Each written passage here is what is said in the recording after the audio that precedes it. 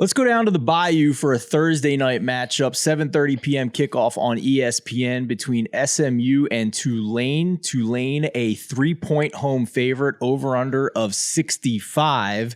If you don't want to watch the Titans and the Packers on Thursday Night Football, or you don't feel like paying for Amazon Prime, you got this fantastic college football game to watch over on ESPN. What stood out to you about this one over in the American/AAC? But by the way, like when they first went to away from the old Big East and became the American, I was at their first football media day and they were like, no, we don't want to be called the AAC. We want to be called the American. And I looked at them, I was like, good luck with that. Everybody's going to call you the AAC. And here we are years later. That's all anybody calls them. They're the AAC. So here we go. Big game in this conference.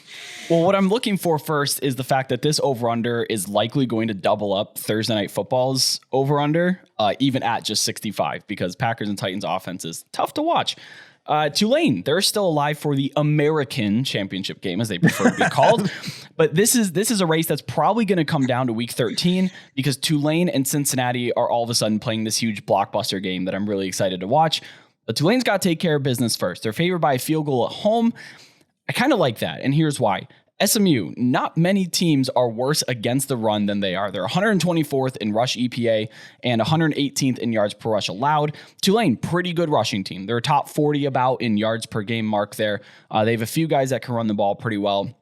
My question is whether or not Tulane can slow down SMU's offense. The 3 games in a row that they've scored 40 or more points, including that silly 77-point outing against Houston, that's an outlier. I'm not really handicapping that in there. It's not going to happen again, especially not against Tulane's defense, which is solid. But again, I don't know if they're going to be able to slow down SMU to the point where they can comfortably win in like a 27-10, something along those lines. Again, they've only allowed 30 points twice this year, including their last week loss to UCF.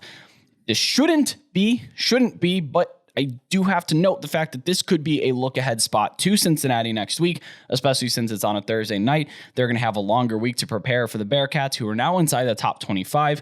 This is going to be a top 25 matchup next week, assuming both teams take care of business. I don't think they're going to, but there is that potential that Tulane is looking ahead and maybe has a little bit of a letdown.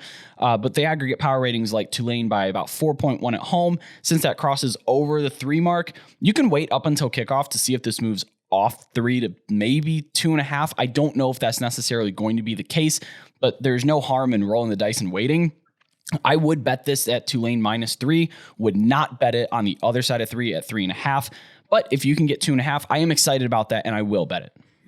So we are starting to see a bit of movement towards 3.5 here as we record on Wednesday morning. There's mostly 3 still on the board, but a lot of those have moved to -115 on the price over at DraftKings. We are at -3.5, but cheaper at -105. So it's edging towards the 3.5 here. So to your point, it might be an opportunity to just wait and see if you can get something early in the game live on Tulane if that 2.5 pops up. Yeah, or if some late action comes in on SMU for one reason or other. Make sure it's not in response to like a surprise Michael Pratt injury or something like that.